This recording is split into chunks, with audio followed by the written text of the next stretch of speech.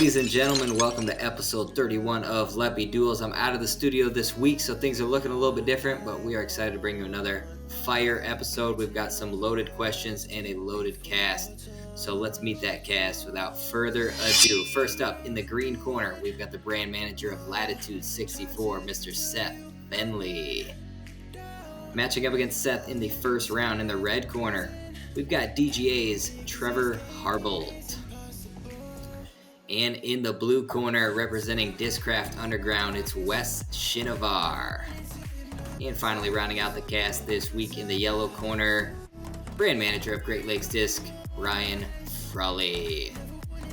All right, thanks guys for being here with us this week. We've got some loaded questions, like I mentioned earlier. This cast has multi wins across the board. All of you guys are multi-time Leppy Duels champions, so I'm excited for tonight. Hey, Trevor, two is multiple, so you can take it. First question of the night, we've got Seth taking on Trevor. Seth, yeah, that's right. Seth will be up first. We're talking about Paige Pierce. This one was recommended to us by Marty on the YouTube comment section 2 weeks ago. He said, "Is Paige Pierce staying with Discraft, or is she going somewhere else?" Seth. Yeah, so I think that the interesting part here is that we're so used to seeing players move, we're used to hearing chatter, and really, if you're someone who keeps up with it, there's not a lot of chatter around Paige, and I think for good reason. Specifically, if you look at her previous sponsorship history, she's been sponsored. She was originally sponsored by Discraft, sponsored by Prodigy, sponsored by Dynamic, and then now is back at Discraft, and the reality is that between those moves at Dynamic and at Prodigy, she doesn't really have very many other options to go with outside of maybe Innova. And so I think that our best bet, even if she were to not stick with Discraft, would be to hear that she's retiring. But if you were on her Instagram yesterday, she was very hyped up, very excited to get back out, and even was showcasing some of her putting. So I think that all of that really leads to tell us that she's staying with Discraft. Okay, Trevor, where are you going? Where is Paige going, I should say? I mean, if anybody is putting money on where Paige is going, it would be to stay with Discraft. I put all my money on her staying with Discraft. Not only is Discraft one of the best places to be as a team member right now for disc golf, they also give you a whole bunch of awesome things in return. If you notice their website and stuff, they're giving all the players like a branding and a store online. So there's just so many things that I think Discraft does for Paige and Paige does for Discraft to have her even think about going anywhere else. And like Seth said, there's not very many options. And I think that she's probably landed in the place that she'll be for the most of her, if not the rest of her career. Okay, so you both said Discraft. You both had good points to back it up. Let's kind of tweak this question then.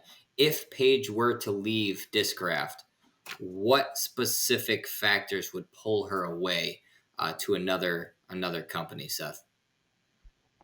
Yeah, so I think I answered this a little bit in my first response, which is if she were to leave Discraft, I think that she would be doing it to retire. I don't even think necessarily that she would be interested in going to Innova. I think Trevor gave us some points as to why players want to stick with Discraft. And so at the end of the day, her leaving Discraft would ultimately be to retire. And I think that she's not done yet. And so we won't see that happening this season. Trevor? I don't agree with that, but I mean, I understand where he's coming from, but I think it would take loads of money to get rid of Paige to move from Discraft to another company. I'm talking 10 to 15 times the money that she gets from Discraft. I don't think there's any way that she moves from from Discraft at all. I think that the team there is great. She's got a good platform to be on, and I just think it's going to take a big amount of money to take Paige from Discraft. All right, good answers from both of you guys to start the show off. Trevor, I love that you brought in the brand stuff that Discraft does for their players and the kind of the storefront that they provide for them as well. And then you did a good job answering the second tweak of a question as well. So, Trevor, I'm going to give you the win here in duel number 1. Wes and Brian, you are up for duel number 2. This is kind of the hot topic in the sport right now regarding the Champions Cup and its movement. So the Champions Cup moved to a new date that was just announced this past week. It's going to accompany Northwood Black to replace WR Jackson, and it's received some serious pushback from the players. So, what would you advise as the best course of action from the PDGA as we move forward into the near future, Wes? Yeah, this almost seemed a little bit like a hasty decision, which was really surprising because they had some time to think this out, and they have some very smart people over at the PDGA who have been doing this for a long time. I think that the best course of action for them is to kind of follow what the Disc Golf Pro Tour is doing. The Disc Golf Pro Tour is having some qualifier events or Silver Series events that are then elevated to higher tier events, and I think the PDGA should actually have a similar model where they have certain regional A tiers or other events, aka a backup plan, for if something happens to these courses, to the tournaments. If there's another natural phenomena that just like ruins the ability to have the tournament, the PDGA should have a backup plan for these majors. They're extremely important tournaments for disc golf and for the players, and I think having a solid backup plan would allow them to have a much smoother transition in instances where these tournaments need to move. Brian, what's your take here? Yeah, I think Wes brings a great point for what to do in the future, but the question is about what to do right now. And as a member of the PDGA, I'm really disappointed at how this all played out. It's just not a good look. Coming from a nonprofit background, this is what I would do is if I was the executive director of the PDGA. First of all, there's phone calls to be made to every single player that qualified for Champions Cup this year, not by somebody on your staff, by you personally, making an apology saying, let's make this right. Second of all, I think as a whole, as a PDGA, as a group, every player that qualified for the next year's Champions Cup should get a free lifetime membership as a way to make up for this. And then third, and this might be the most drastic part, there isn't a 2024 Champions Cup. We apologize. We move on. We own our error, and we try to put better footing down for the future, like Wes's answer would be. Brian's got some bold courses of action here moving forward. Wes, you did kind of give us a down the road future kind of improvement style. Here in your rebuttal, I do want to hear what the immediate course of action here from the PDGA is, and then obviously talk to Brian's points as well. Yeah, I think I commented on the PDGA's page that world champs should get a lifetime membership because shockingly they don't. So to give everybody in the playing in the Champions Cup a lifetime membership is maybe the more shocking thing there for me. I like the move to Northwood Black. I think it is actually a good comparable course. I think the problem is that players are getting burned out with playing in Peoria from Worlds, Ledgestone, just other various tournaments that have been there over the last couple of years. I think the better course of action would have actually been to move this to maybe a tournament that was a Silver Series. We want to take it somewhere that's established, that has shown that they can run a significant event and provide the support for it, but not a course that has been played every single year that they're going to go back to play a major and a Disc Golf Pro Tour event. So it needs to be something that's a little bit less played. I don't know exactly what that course out there is right now, but I know that there are certainly some options, particularly in the Pacific Northwest, that come to mind where you have similar wooded tracks that have big mature trees that force you to hit lines that are similar to the WR Jackson design. So if I was going to, push them in one direction right now, that would be the direction I would go. All right, Brian, round out this duel. Yeah, I think the course of action that's most important here is the apology and the admittal that we messed this one up. It was hasty. We didn't solve the problem. The best way to go is to own it. Say, we messed up. Here's a membership. The PDJ took a great step this week when they announced all active members can see past ratings for any player and past stats. So we can go look at the champ or we can go look at the Dawsons. That's a great step by the PDJ. Let's see another great step after that. Okay, Brian, I do think what Wes said about the lifetime memberships might be a bit of a stretch to make happen. However, if we're just going by the nature of the question, I think Wes kind of danced around the question the entire time. Brian, although there might be debates as to the course of action that needs to be taken, you definitely drilled the question home. So I'm going to take you and give you a point here in duel number 2. All right, duel number 3, Brian's going to be back up. He is second once again. Trevor, you're going to lead us off on this question. Staying on the same related topic, of the Champions Cup Northwood Black type deal. Northwood Black's now involved in a major as of now, unless there's changes like Brian and Wes just talked about. So that takes it out of the rotation for the Ledgestone Open in 2024.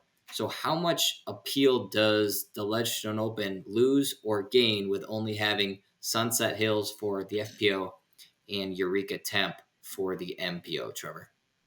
I'll do a two-parter on this one. I think the appeal for the fans is a little different than the appeal for the players.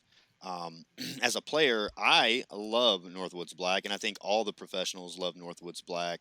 And I think even the women and men, I think everybody, masters, everybody just loves that course. So to have it 4 rounds at Eureka, I think the appeal is this. I think we lose a lot of um, I think we lose the tightness of the court, like the whole field. I think you see people just taking off a little bit more than you do with Ledgestone or Northwoods inside of the mix. And I think that the FPO, I think it's actually a decent change. I like Sunset Hills, and I think it's one of the. I've said this before on here that I think Sunset Hills is the best FPO course that we have. But the appeal for the fans, it actually doesn't change. I don't think. I think you get to see more golf. I think you get to see the disc fly more. You get to see, so much more disc golf, and there's going to be so much more coverage that's going to be able to be out there that they can do better. So I don't think it really loses the appeal for the fans too much. I think it really loses the appeal for the players because let's face it, Ledgestone is a big money grab. So I think it really doesn't lose too much appeal. Okay, Brian. Shut up, Yeah, Brian. as a fan that has played there multiple times and has vended there, I think it does lose a little bit of appeal that it's not on two different courses, but the actual product that I'm getting to watch will increase because I will have better seating, I will have better views, I will have better access to parking, I will have better restroom options. I've got a gas station right around the corner. Like it's better overall amenities for the spectator. I think the fan at home is disappointed that it's 4 rounds on the same course. And for the player, I yield to Trevor. But for the caddy, oh yes, the caddy, the person that has caddied on Northwood Black for some of the big boys, Mr. Marweed. Let me tell you, I would lovingly walk Lake Eureka 4 times over 1 round at Northwood Black. That is not the best footing at any point. All right, Trevor, respond. I mean, it's hard not to agree with half of the things he says, but I think the biggest takeaway we have for this and why it doesn't really lose its appeal is because Eureka is a beautiful place to play. It does have all the amenities. That's where Tournament Central set up. That's where all the vendors are. That's where all the food is. It's just a better setup for everybody as a whole.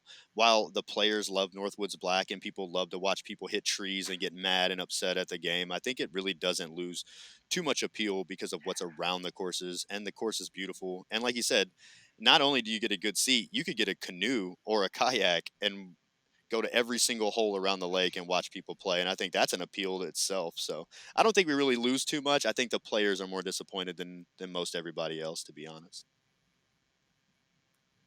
All right, Brian, run us out again. Yeah, I think I'll stay with my point that the fans at home might be the most disappointed, just to have something different from Trevor here. I think the fans at home lose out on 2 courses, but I think the Disc Golf Network wins because they don't have to film in Northwood Black and have bad reception. So like they're gonna have a better product too. I think we need to focus on that from a sales perspective, that it will be a better product. All right, quick one-word answer from both of you. Trevor, if the line is here right now for Ledgestone, with this change, did it go up or down as far as what's expected in appeal overall? I think it's straight down the middle. I don't think there's an up or a down, really. I Okay, think flat line. Sorry. No, you're good. Brian, what's your answer? Down. Down. All right. That's all I needed. Brian's going to win the duel here. Trevor, I think you gave several very important points in there, and Brian kind of echoed what you were saying. I I think you did give plenty of points that pointed to down, and I think you would have won the duel if you had said that there. So Brian's going to take the edge here in this one. Sends us to number 4, Wes and Seth. Wes, you're leading us off. Again, one more shot at this Champions Cup situation. What needs to change in the PDGA to player relationship to avoid more clashes like we're seeing right now with the Champions Cup, which are going to force a retroactive change, which we also saw with the Champions Cup 2 years ago? So, Wes? Yeah, I think the easy answer is to talk to the players. I mean, when we saw how many people quickly came out with, hey, this doesn't make sense, I think a couple of phone calls to the players would have very quickly answered that. Now, I know it's tough. There's so many players, even tour card holders these days, when you're looking at 75 to 150 players, maybe that seems like an overwhelming task.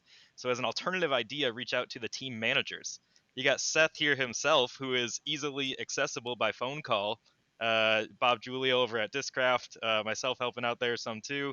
A quick phone call to the team managers to discuss the situation and say, hey, talk with your players about this idea, see what their thoughts are. There's a lot of great disc golfers out there that have been doing it for a long time, like Trevor, that have some experiences and ideas that they can quickly share back. And I think it very quickly would have come out that, hey, this doesn't make sense. Let's try and do something else. And then we could have come to a solution that would have prevented all of this kind of lashback. Seth? Yeah, so the easy answer that Wes sort of danced around is there's a players committee that both the PDGA and the Pro Tour each have separate ones that they could have gone and talked to. So I think that's the first step. But the second step is just like making sure that you don't schedule an event on top of a Pro Tour event. Like that's the thing that caused the most ire for the players. If they had been able to come out and say, "Hey, here's the date. It conflicts with absolutely nothing," that's one thing. But they came out and said, here's the date. It works good geographically, and completely ignored the Swedish Open, didn't talk to the Swedish Open. And more importantly, from what I've gathered, they had some discussions with the Pro Tour about the change, but didn't even necessarily alert the Pro Tour that they were going to announce the change as quickly as they did. And so all of this really just comes down to communication. And I think that there's several different avenues that they could have taken to get to a point to where this didn't happen. All right, so communication is severely lacking, as both of you guys are hitting home here. Continue this conversation, Wes, on a communication line of thought. Yeah.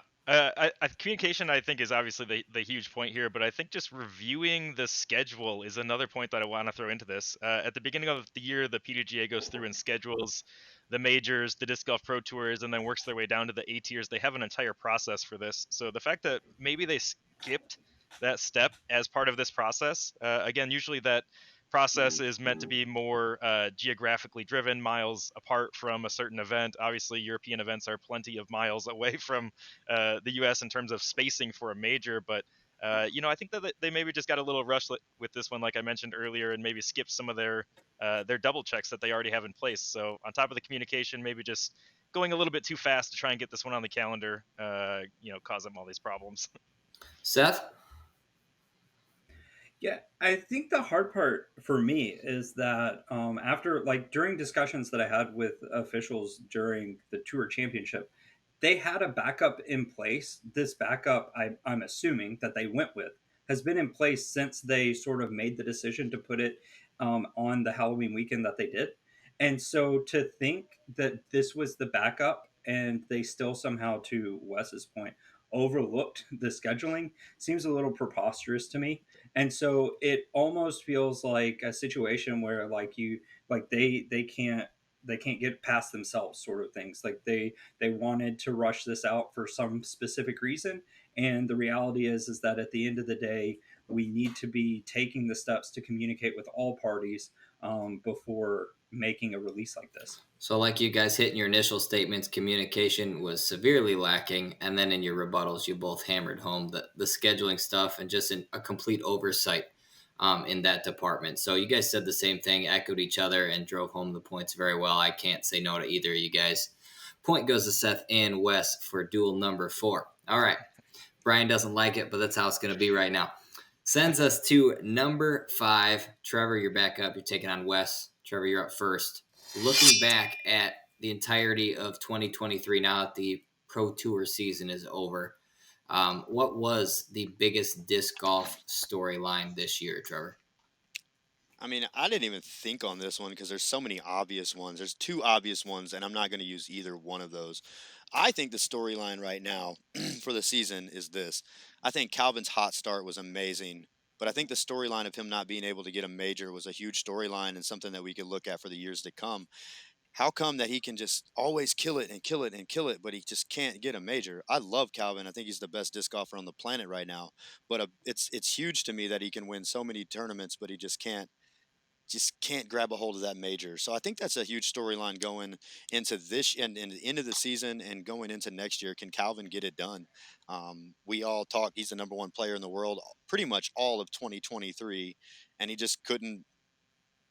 He just couldn't. And I think that's a huge storyline. But that's just my opinion. So Oh, for sure. That's a good one there, Trevor. Wes, what's your storyline here? Yeah, I certainly think we talked about Calvin all year and kind of his inability to close at the majors. I think that'll come. Calvin's still relatively young. He's got some good years left in his prime. But the storyline for me was the rise of the young generation. And I know this one's going to sting Trevor a little bit, possibly. But we look at the rise of the young champions this year. Gannon Burr, Isaac Robinson, specifically, both younger individuals that are relatively new on tour when you look at a lot of the stalwarts out there. But then we also had some of the Discraft guys, specifically ones who have worked through the underground, like Sullivan Tipton at USDGC, was flashing on lead card. Evan Scott got a win and was on lead card at Worlds as well. And then Luke Taylor popping up at the Preserve. We saw a bunch of these younger guys, Kyle Klein getting the win at USDGC. We saw a bunch of these younger guys up on lead cards getting wins. And I think that we this year to me was really a changing of the guard kind of year where this next generation of talent that we've said is coming for the last 2 or 3 years is here. And I think we're going to see more of that as we go into 2024, where it's going to be really hard for these guys like Paul and Ricky and even Calvin, some of these guys who have been touring for a long time, to get several wins across the tour because these young guys are hungry and their talent is really, really coming up. Good take there, Wes. So it's the young guns, and don't leave Cole Redallen off that Yeah. list either, there, Wes. DGA, baby. The young guns versus Calvin's struggles. Yeah, DGA, Trevor. Go ahead Yes. and respond to Wes, Trevor, and tell us why Calvin's struggles, specifically in the majors, to close them out, is the bigger storyline from this past season. Well, I think we've all known that the young guns have been coming. We've seen them happen. Kyle Kleins, the Cole Redallens, all these kids, they've been coming for the last year and a half, 2 years, pretty much since COVID happened. We saw all these athletes come out, and all these young kids are just finding out that there's money involved in the sport. What I think is a really unique thing about Calvin is I think for the first 4 or 5 months of the season, everybody was just locking in Calvin, locking him in, saying he's going to win, he's the number one, he's the best, and all this. And it's just he just it doesn't perform when he needs to perform in majors. And I think that's a huge thing. I think, if you look at the fan vote that the US UDisc had, he's like one of the favorites of all the fans in disc golf. They all talk about him and they all he's number one for a reason. He's got fans, he's number one in the game. But I think him not being able to get this major is just a huge story. And I think that maybe next year he could just come out and get all four of them. So, but we'll see. I just don't think that I know we've seen all the young guns for the couple years, but I don't think we've seen Calvin just dominate at the beginning of the season and then just filter out at the end. So that's my story. All right, Trevor. I don't know if Calvin's going to be able to get all four if Brian's canceling the Champions Cup, but we'll see here. Wes, defend your point. Yeah, I think Trevor kind of said the rise of the young talent, but I'm going to call it a changing of the guard, a little something a little bit more formal, a little bit more serious than just the young talent rising. I do feel like this last year and this coming year are a changing of the guard, and we're going to see again the stalwarts, the Paul Macbeth, who had seasons with you know multiple wins, multiple major wins, the Grand Slam even. I don't think we're going to see that anymore. There's too much young talent. The young guard is stepping up. And so I think it's a storyline that's going to create more storylines too. A lot of these young guys' names are still newer to us. We still are learning a lot about them, and it's going to create a lot of excitement in the 2024 season, and an opportunity for us to learn about these young guys as they continue to rise, as they continue to get some wins out on tour. And I think it's a storyline that creates more storylines, which I think is pretty cool for disc golf. I love both the storylines from this past season. Good job from both of you. To pick a winner of this duel, I'm going to get real nitpicky. Wes, you said the storyline is going to be for this past season and this coming season for your changing of the guard. Real nitpicky, but that's going to be the determining factor to give Trevor the win in this duel. So that puts Trevor It's at 2 not wins, rigged. ties with Brian. Seth, you've oh my goodness, Trevor. How it's just coming out now. Big news for you. That puts Seth in a position to force a three-way tiebreaker unless Brian wants the clean sweep. So, Brian, you're leading us off here in duel number 6. We're looking at the world view of disc golf here. The DGPT is investing all over Europe. We got Terry Miller buying a course in Thailand, Paul Macbeth Foundation installing courses in Africa, South America, Europe, and Uplay just signed a deal to work in New Zealand. So, on that international theme, what's going to come first? A non-American MPO world champion, a world's off of U.S. soil, or an internationally based tour that will rival the DGPT, Brian?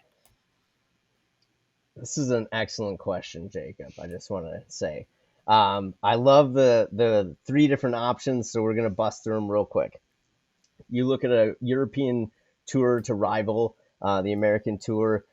They're still years away, based on the knowledge that we look at. Their disc golf stream, their highest view for one of the events that they hosted this year was about 10,000, 12,000 views. Compare that all the way back to 2016 Majestic. You got to get that low on Disc Golf Pro Tour views to get to like 13 or 15,000. So that's something that's pretty huge. And then financially, you take the Memorial Championship from 2020, the purse was 61,000. You take the Jarva Open from this year, their purse was 24,000. It's just not close yet, so we can't say it's going to be that. The next one is MPO champion. I love Simon. I love Nicholas. There's a couple other people we could name, but you're saying a small percentage versus a large percentage. I'm a betting man. I'm always going to pick large percentage. It's just that's kind of how the house wins. So I'm going to go with that. So that leaves worlds off U.S. soil. And after a quick little Google, while Jacob was cheating and giving people ties, I noticed that we haven't announced the 2025 worlds yet, but we do know where 2024 is. So basically, I'm hedging my bet that 25 or 26 is off property, where I can hit that 90% American for the next 2 years. I think that's my bet. I'm going to go with off U.S. soil worlds for 200, Alex. All right, Seth, where are you going on this one? So I don't like to win on technicalities, but because Brian took the obvious answer, technically the question to have been accurate would have needed to say uh, North American soil, because there has been a world championship in Canada. And so technically that one's already off the board. And so if we take that off the board, we agree to everything that Brian said about the international base tour, then it really comes down to the non American MPO world champion. And I think that Brian accurately listed. I honestly, though, don't think that we can count Simon. Like, he's like practically American at this point. But if we take someone like Nicholas, we take someone like Lowry, we take someone that we maybe don't even know yet. I think that what was really interesting was winning the European Pro Tour All Stars this year was an unsponsored player. I think that there's a lot of talent in Europe that we haven't seen yet that realistically could show up and win at a world championship. So for that reason, I'm going to go with the world champion. It is slightly a technicality, but I think it warrants the argument. All right, Brian, you heard what he had to say. Cool. Anyways, so 2025, I think we know that there's a guy that's worked for Discmania that's been on a lot of large events. I believe he's hosted a few. He's the man that brought saunas to the 18th green that you can rent out and watch people putt out as you're getting nice spits. I think we're going to see it off property soon. I still love to play the percentages game. I think it's much, much, much bigger on my end than it would be on Mr. Technicality's end. Thank you. All right, Mr. Technicality. Well, when the question is specifically posed, which will come first, we have to say that a world's off of U.S. soil has already come first. We also can say, sort of emphatically, that internationally based tour has been tried and failed, not once, not twice, but 3 times. So that's also not seemingly going to happen. And so that really leaves us with only one option: the non-American MPO world champion. Regardless of Brian hedging his bets, there is only one answer here. I love it, Seth. I love that you're finding a hole in the question to try and get steal a win here. But I do think I agree with you guys. It does come down to um, those two answers to this question. I think the international based tour is not happening before the other two, by any means. But to answer the question you're all waiting for, Brian's going to win. He's going to sweep the episode. Seth, I couldn't give it to you on the technicality, but Trevor, it's rigged. It's rigged, Trevor. I agree. It came down to mine and Brian's, Brian, and all it was one word: down, up, or flatline. And I didn't say down, so it's rigged. rigged. It's rigged against Trevor and Seth now. All right, Brian. Brian, you got the floor. What do you got for us as we head into Thanksgiving? In honor of Thanksgiving, I got nothing but thank yous today. I want to thank you four gentlemen for making me laugh every week. Shout out to Zach and Jaysaw for not being here, for making me laugh. I want to give a shout out to Shay for bringing me in the Great Lakes. I work full time in disc golf. How great is that? But most of all, I want to give a shout out to the family. We go to a family league in the summer. Me, my kids, my wife, my brother-in-law, his wife, his kids. All 8 of us show up at this league. It's a public league. Only 8 people show up, but it's a lot of fun. Disc golf bringing families together. Have a great, safe Thanksgiving. This will probably come out after that, but either way, happy holidays, y'all. Hopefully it comes out before Brian, but we'll see. Thanks for the shout outs. Definitely want to drive home. Happy Thanksgiving to all you guys at home. Congrats again to Brian for winning, Trevor for being here, Seth for giving a valiant effort on a technicality, and Wes, of course, as well. So thanks to all 4 of you guys. Happy Thanksgiving to everybody at home. We will see you guys next week. Have a good night.